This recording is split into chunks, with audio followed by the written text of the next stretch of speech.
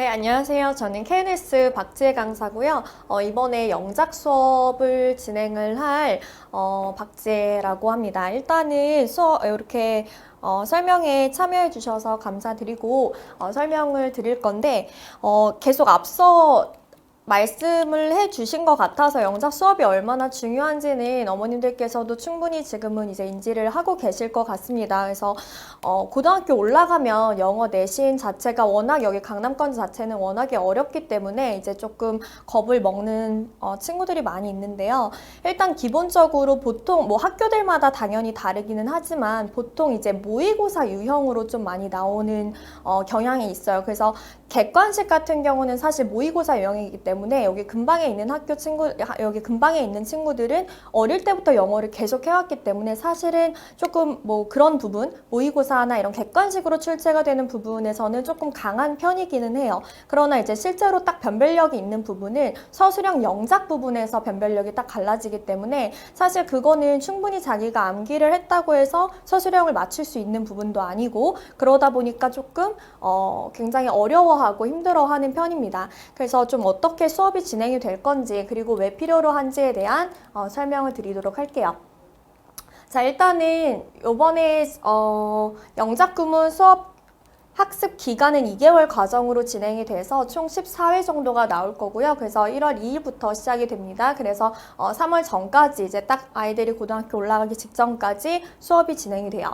평일반은 이렇게 시간이 준비되어 있고요. 월금 그리고 화목반이 있고 월금반 같은 경우는 2시부터 5시까지, 화목반 같은 경우는 오전 10시부터 1시까지 수업이 진행이 됩니다. 주말반은 토요일에 2시부터 5시까지 준비가 되어 있고요. 일단 내용을 보시면 예비고 1을 위한 영작 집중 훈련반이다 라고 써져 있기는 하지만 사실 예비 중3 친구들도 이게 서술형이라는 게 단순히 단기간에 딱 준비가 되는 거는 아니거든요. 그러다 보니까 몇 번을 들어도 계속해서 준비를 하고 계속해서 이제 그런 훈련을 시켜놓는 것이 사실 지금 굉장히 중요한 시기라고 생각이 됩니다. 그래서 딱 고등학교 올라간다고 해서 이게 서술형을 술술술 잘 써내려가는 능력이 자연스럽게 습득되는 것은 아니다 보니까 그 전까지 좀 어떻게 계획을 해야 될지 좀 많이 생각을 해봐 주시면 좋을 것 같고 일단 서술형 같은 부분은 다른 문법하고는 조금 다르게 좀 개별적으로 또 따로 이렇게 진행을 하는 거를 추천을 드려요. 어머님들한테 뭐 이거는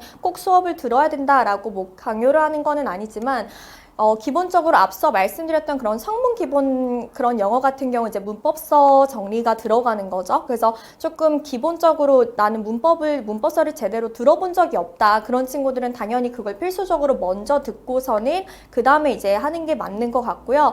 그런 게 아니고 나는 문법서를 많이 보고 했음에도 불구하고 그거를 실제로 내가 뭔가 어법 문제를 풀거나 어법 혼합형을 풀거나 혹은 뭔가 서술형 부분에 있어서 되게 삐끗한다. 그리고 조금 나는 실수를 좀 자주 하는 편이다. 그리고 나는 꼼꼼하지 특히나 않은 편이다. 꼼꼼하지 않은 친구들이 가장 많이 틀리는 게 사실 서술형이다 라고 보시면 돼요. 그러니까 부분 점수가 있는 경우도 있지만 배점이 큰 거에 비해서 부분 점수가 또 없거나 혹은 점수가 확확 깎여버리면 굉장히 타격이 큰 부분이거든요. 그러니까 학생들이 그냥 정말로 간과하기 쉬운 부분, 예를 들어서 수일치 부분 있죠. 동사에다가 s를 붙일 거냐 말 거냐 이런 것조차도 많이 판가름이 딱 나기 때문에 학생들이 이거를 딱 남자친구들이 비교적 많이 그래요 라고 말하기는 조금 조심스러운 부분이긴 한데 사실 실제로 조금 많이 그런 편이에요. 왜냐하면 이제 여자친구들 같은 경우는 좀 특징적으로 되게 꼼꼼히 막 문장을 하나하나 단어 하나하나 체크해 가면서 좀 이렇게 풀어내는 친구들이 많은 거에 비해서 남자친구들은 그냥 이렇게 쓱 하면서 이렇게 슥슥슥 그냥 적어서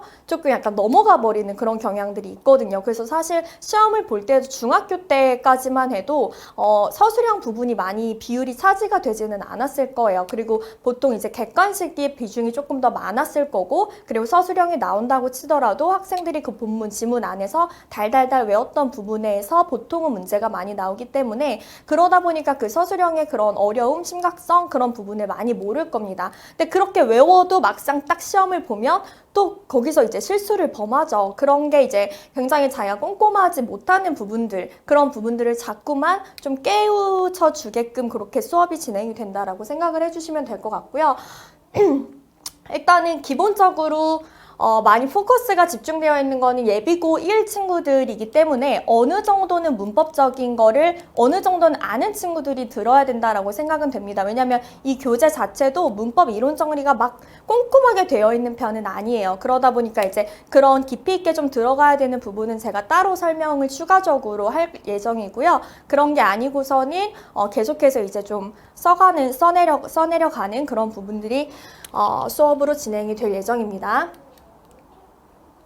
일단 중학교 내신하고 고등학교 내신을 적어놨는데 제가 뭐 이전에도 몇 번 설명회를 했었지만 어머님들한테도 항상 말씀을 드리는 게 중학교하고 고등학교의 그 범위량은 굉장히 차이가 많이 나요. 그러니까 중학교 때 같은 경우는 그냥 한 달 바짝 공부하고 또 특히나 혼자 공부하는 친구들도 많이 있거든요. 그래서 중학교 때까지는 그냥 혼자서 지문, 본문 암기 달달달 하고 그냥 시중에 있는 문제집 풀어보고 그냥 그 정도로 어느 정도 소화가 가능했다면 고등학교 올라가면 범위 자체가 굉장히 상당히 많아집니다. 학교에서 사용하는 뭐 부교재가 들어가고 그 다음에 그 밖에 핸드아웃 프린트물들이 또 추가적으로 들어가고요. 뭐 모의고사 지문들 뭐 몇 번부터 몇 번까지 뭐 2018년 원제 모의고사 이런 식으로 범위가 딱딱딱 굉장히 많이 들어가기 때문에 사실 그 방대한 범위를 학생들이 다 암기하는 것은 굉장히 힘들고 또 그 방대한 범위를 다 외운다고 해서 그대로 문제가 나오는 게 또 아니기 때문에 그냥 달달달 외우는 거는 사실 어떻게 보면 굉장히 수고스러운 일이 돼버리는 겁니다. 그리고 그러다 보니 일단은 지금 서술형 영작 수업을 진행을 하면서 좀 학생들이 어떻게 일단 내신의 시험 문제가 나오고 어떤 유형들의 서술형이라고 해서 다 그냥 이렇게 조건만 딱 던져주고 뭐 써라라고 얘기를 하는 거는 아니고요. 유형별이 또 나눠지기 때문에 그런 유형별에 맞춰서 어떻게 문장을 풀어내야 되는지를 같이 볼 예정입니다. 일단은 중학교 범위 보시면은 굉장히 그냥 딱 적어놨지만 특정 범위 그리고 지정입니다. 학습 기간은 단기간에 소화할 수 있고요. 문법 서술형 반영 비율이 굉장히 좀 그래도 많지는 않은 편이에요. 많지는 않지만 학생들이 보통 일반적으로 객관식 유형이라고 하더라도 그 객관식이어도 뭐 이 문장을 쓸 경우 몇 번째, 뭐 5번째 오는 단어를 쓰세요. 뭐 이런 식으로 나오기 때문에 객관식이라고 하더라도 어느 정도 영작 서술형 부분의 비율이 차지가 되기는 합니다. 그럼에도 불구하고 어쨌든 그렇게 반영 비율이 높지는 않다라고 보시면 될 것 같고 평가 같은 경우는 그냥 암기 위주의 단순 영작 및 해석 결과 중심 평가다라고 보시면 될 것 같고요. 고등학교 같은 경우는 지정된 문법 키워드가 없습니다. 포괄적 범위예요.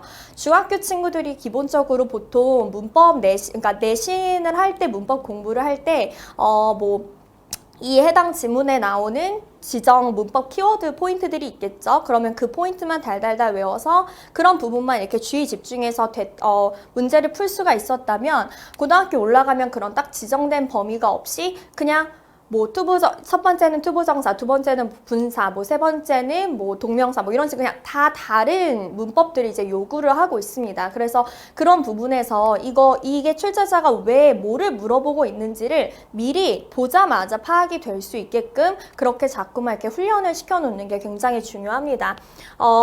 그래서 여기서 보시면 이제 지정된 문법 키워드가 없고요. 포괄적 범위, 본교재, 부교재를 사용하고 모의고사까지 포함이 되게 되면 지문이 굉장히 방대합니다. 기간이 이제 장기간이라고 써놨고요. 학교별 차이가 있지만 40%까지 영향을 미친다. 일반적으로 좀 적게 말하면 한 20점 정도부터 시작해서 보통은 한 35점 정도 배점이 들어간다라고 보시면 될 것 같습니다.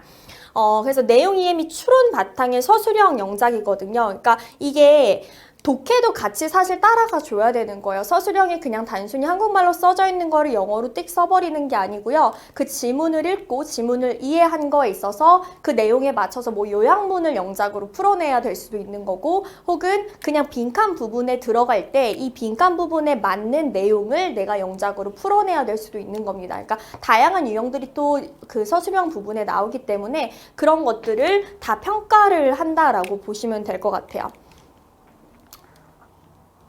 고등 영어는 어떻게 다르냐? 자, 내신 수능 일단은 올라가면 내신하고 수능을 같이 준비해야 되겠죠. 영어만 준비하는 게 아니고 타 과목도 같이 준비를 하기 때문에 시간적 여유가 굉장히 부족할 겁니다. 두 번째 같은 경우 이제 변형 문제. 암기한 대로 시험에 출제가 되지 않습니다. 암기를 열심히 한다고 해도 알 것 같다가도 막상 딱 문장을 보면 굉장히 당황스러워질 수 있는 그런 경우가 생기죠. 세 번째, 방대한 범위입니다. 학습 시간 부족하고요. 내신 서술형 출제 비중이 높습니다. 약 20점에서 적게는 20점에서 많게는 35점까지 이제 차지 비율을 차지한다. 법 서술형 배점이 높습니다. 문제 하나로 등급 좌우가 돼요. 그래서 또 많게는 막 6점에서 7점까지도 들어가는 문제들이 있거든요. 그 다음에 실용적인 문법 활용 능력을 평가하고 단기간 대비 어렵다. 본문 암기로 해결할 수 있을까라고 했을 때 저는 이제 힘들다라고 얘기를 하는데 문제는 본문 자체를 변형을 해버립니다. 그래서 그 지문 자체를 그대로 나오기보다는 그거 자체를 거기서도 내용을 조금 선생님들께서 바꾼다든지 혹은 단어를 틀어버린다든지 그런 식으로 학생들이 약간 자기가 외웠던 것만 생각하고 지문을 봤을 때 당황을 해버리면 하다가 놓쳐버리는 그런 함정들을 많이 파놓거든요. 그러니까 그런 부분들이 있기 때문에 굉장히 학생들이 그냥 단순 서술형뿐만 아니고 뭐 어법 혼합형 문제들이든 그런 부분들에 있어서 굉장히 조금 어려움을 느끼는 경향이 있어요. 주제, 제목, 요지, 문단 요약 서술형에서 어형 변화나 단어 추가를 해야 하는 경우 탄탄한 어법 어휘를 바탕으로 한 기본 실력이 없으면 힘들다라고 써놨습니다. 특히나 배점이 큰 서술형은 그렇고요. 요거 같은 경우는 제가 아까도 말씀드렸던 부분이기 때문에 넘어가도록 하고요. 고등 영어를 위해서 준비할 것은 그냥 단순하게 말씀드리자면 복합적 준비다라고 하죠. 기본적으로 어휘라는 건 당연히 기본인 거고요. 어휘 암기, 뭐 어법 정리, 문장 구조 분석 능력, 영작, 독해력 모든 것이 다 갖춰졌을 때 올라가서도 당황하지 않고 잘 따라올 수 있을 것 같습니다. 그래서 고교내신 문법 난이도 해서 써놨는데요. 여기 금방학교 같은 경우는 그렇게 좀 쉽게 나오는 편이다, 평이하게 나오는 편이다 라고 하더라도 문법 자체가 문법이 잘 정리가 되어 있지 않은 친구들한테는 어려울 수가 있습니다. 그래서 기본적으로 다 중 이상부터 수준이 있다라고 보시면 될 것 같고요. 진학 예정인 학교를 한번 보시고 특히나 상이나 최상 이쪽에 들어가는 학생들은 무조건 필수적으로 좀 많이 들어줘야 될 것 같다라는 생각이 듭니다. 그래서 이런 학교 같은 경우는 굉장히 좀 세게 문법 문제 출제 자체도 굉장히 세게 나오고요. 그 다음 서술형 영작 부분도 굉장히 좀 어렵게 나오기 때문에 그런 부분들을 좀 생각을 해서 이 학교에 진학 예정인, 특히나 이 학교에 진학 예정인 친구들은 좀 많이 들어주면 좋을 것 같아요. 일단 킬러 문항 서술형 출제 유형은 어떻게 나오는지 몇 가지만 일단 여기다가 올려봤는데요. 첫 번째 거 한번 보시면 글의 흐름상 밑줄 친 부분에 들어갈 말을 보기의 어구를 모두 한 번씩 사용을 해서 단 어법상 필요한 2개의 단어를 추가하래요. 여기 보시면 2개의 단어를 추가하라 라고 나와 있죠. 그냥 보기에 나와 있는 단어만 배열 영작하는 것도 지금 힘든데 2개의 단어를 추가를 해서 필요시 게다가 어형 변화를 해라 라고 써져 있거든요. 그래서 단순히 그냥 써버리는 게 아니고 이 안에서 단어를 추가를 해서 내용적으로 이해가 일단 돼야 되는 거죠. 내용적으로 일단 이해가 된 다음에 그 다음에 단어를 추가해서 어형 변화를 사용해서 문장을 풀어내야 됩니다. 학생들이 굉장히 어려워하는 부분이 뭐냐면요. 뭐부터 써야 되지? 그리고 이 동사가 몇 가지가 이제 나오죠. 그럼 동사가 몇 개가 나오면 이 동사를 언제 어디다가 어디에 위치해서 써야 되지부터 시작을 해서 이 부사의 위치는 어디다가 들어가면 될까? 그리고 왜 이 목적어 자리에 왜 어떤 형태로 지금 명사구 어순을 써야 될까? 굉장히 혼란이 옵니다. 그래서 그런 부분들을 좀 체계적으로 정리를 시키고요. 25번 한번 보시면 주어진 단어를 모두 사용하래요. 그리고 변형 가능한데 수동태 변형 포함이다. 그리고 대신 단어 추가 금지라고 나와 있죠. 주어진 단어를 가지고 영작을 쓰는 건데 문제는 변형이 또 가능하기 때문에 거기서 조금이라도 삐끗하게 되면 그냥 틀려버리는 문제가 됩니다. 그래서 별도의 어휘 추가 및 단어 수 제한이 걸려있는 그런 문제, 그리고 조건 힌트가 굉장히 감소된 영작 구문이다. 그래서 그냥 나 영어 좀 어릴 때부터 때부터 했어. 나 영어 좀 할 수 있고 영어 좀 잘하는 편이고 그냥 뭐 에세이 같은 거 많이 써봐서 슬슬슬 써내려갈 수 있어. 이게 문제가 아니고 이게 초점이 아니고요. 자꾸 제한을 걸어버려요. 자꾸 제한을 걸고 그 안에서 답이 그냥 딱 하나로 똑 떨어질 수 있게끔 자꾸 문제를 내기 때문에 그거에 맞춰서 쓸 수 있게끔 훈련이 돼야 되는 거지. 그냥 어릴 때부터 나 에세이 많이 썼고 나 뭐 쓰면 좀 잘해. 이런 식의 유형인 거는 사실 내신하고는 또 약간 다를 수 있다라고 보시면 될 것 같아요. 킬러 문항 서술형 출제 유형 두 번째 겁니다. 첫 번째는 이제 보시면 이제 5점 100점이에요. 다음 글의 내용을 한 문장으로 이제 요약 문제가 나와 있죠. 요약. 그래서 아까도 이제 말씀을 드렸듯이 지문을 읽고요. 이 지문에 대한 내용을 일단 먼저 요지를 파악을 해야 됩니다. 그리고 이 문장을 한 문장으로 풀어낼 건데 그 문장을 풀어내는 거에 있어서 요 보기에 주어진 단어를 써야 되고요. 문제는 조건이 걸려 있는데 주어진 단어의 형태는 변형을 하지 않을 거래요. 변형은 하지 않되 요약문에 나와 있는 이 단어를 모두 포함시키고 총 단어는 24개일 것 해서 단어의 개수 제한을 딱 걸려놓습니다.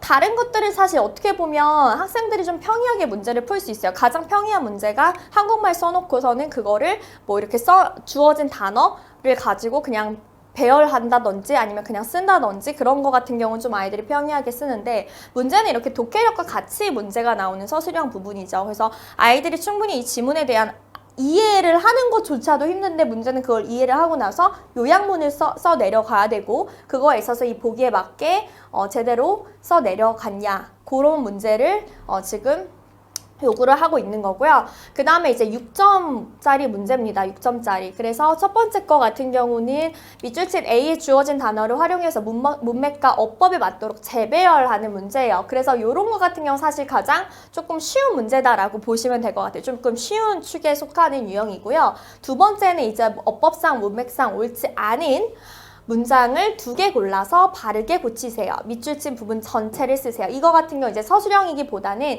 어법 혼합형 문제다라고 보시면 될 것 같습니다. 그래서 문장 그냥 쭉 다 밑줄 쳐져 있죠. 이 문장 밑줄 쳐져 있는 부분에서 꼼꼼히 하나하나 문장 구조 분석하면서 이 부분에서는 이게 틀렸구나 저게 틀렸구나 해서 문장을 다시 전체를 써서 올바르게 수정을 하는 부분 그런 문제들이 나올 수 있다라고 보시면 될 것 같아요. 일단은 서술형 출제 의도를 잘 생각을 해보셔야 될 것 같아요. 서술형이라는 거는요. 모든 문장을 외웠는지를 확인하는 암기 테스트가 아닙니다. 더 이상 그런 식으로 문제가 출제가 되는 게 아니고요. 출제자가 의도하는 지문을 정확히 이해하고 이를 표현할 수 있는가를 묻는 문항이에요. 그냥 암기 테스트였으면 학생들이 정말 뭐 의지가 있는 학생들이 그 모든 지문을 다 외워가지고 그냥 보자마자 딱 해서 그냥 딱 풀어낼 수 있는 그런 문제들이 나오면 차라리 다행인데 그게 아니고 이런 거에 맞춰서 표현을 할 수 있는가를 묻는 문항이기 때문에 그래서 학생들이 어려워하고 미리미리 대비를 해놔야 되는 부분이다라고 말씀을 드리는 거고요.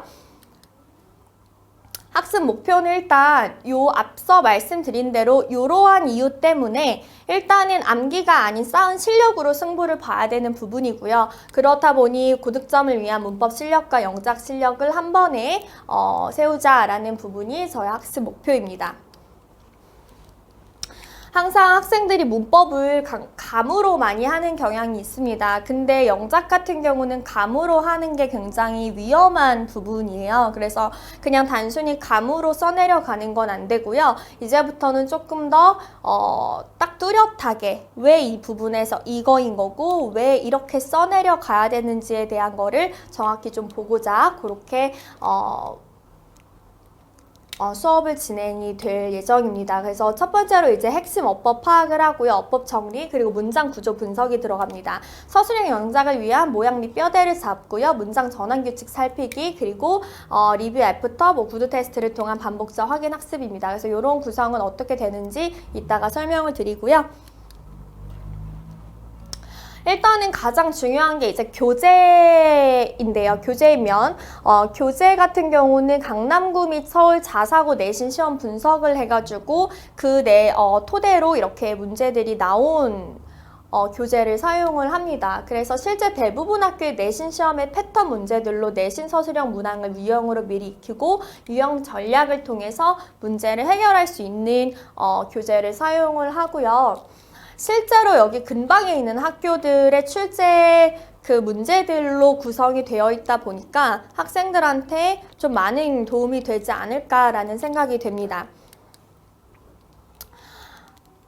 일단은 이렇게 컨텐츠는 이렇게 되어 있습니다. 서술형 패턴 잡기 미니 테스트 그리고 필수 구문이 있는데요. 필수 구문이라는 거 이 구문 주요 필수 구문을 이제 학교 선생님들이 이런 부분들을 이제 정리를 또 해주시겠죠. 그러면 그런 부분들에 맞춰서 그런 구문을 알아야만 영작으로 풀어낼 수 있는 부분들이 있죠. 그러면 그런 것들을 이제 계속해서 풀어낼 수 있는 그런 작성을 해보는 그런 부분이 될 거고요. 미니 테스트는 이제 말 그대로 정말로 실전 유형의 문제들이 나와 있는 미니 테스트를 또 같이 풀어보는 거고 몇 세트 풀어보는 거고 그 다음에 서술형 패턴 잡기 요 위주로 들어갈 건데요. 첫 번째는 이제 단어 배열, 단순 단어 배열, 두 번째는 문장 쓰기, 그리고 문장 전환하는 거.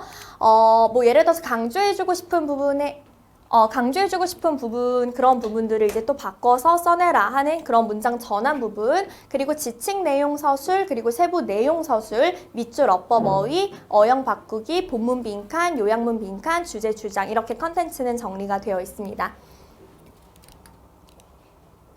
그래서 실제 이제 저희가 사용할 교재에 대한 내용을 잠깐 끌고 왔고요. 첫 번째 같은 경우 보시면은 단어를 문맥과 어법에 맞게 배열하는 문제입니다. 그래서 이렇게 한국말로 써져 있는 거를 주어진 보기에 맞춰서 배열하는 문제. 두 번째 거 같은 경우는 요거 같은 경우 이제 어법 혼합형도 같이 들어간다라고 보시면 될 것 같은데요. 틀린 것을 3개 찾아서 기호를 쓰고 바르게 고치세요. 그래서 요거는 비교적 무난한 부분이긴 하지만 그래도 또 학생들이 굉장히 많이 틀리는 부분이긴 하죠. 그래서 1번부터 1번부터 7번까지 있네요. 1번부터 7번까지 보고 그 다음에 그거를 틀린 거를 찾을 때 그냥 단순히 밑줄 친 부분만 보고서는 이게 맞냐 틀리냐는 판단을 할 수가 없죠. 문장 전체를 다 꼼꼼하게 봐야만 여기 부분에 밑줄 쳐져 있는 부분이 맞는 건지 틀린 건지, 그리고 또 설사 틀린 거를 찾는다고 하더라도 그거를 올바르게 바꿔 써야 맞게 되기 때문에 그렇게 어떻게 올바르게 바꾸는지에 대한 근거를 정확히 파악을 하는 것까지도 이제 같이 볼 수 있습니다.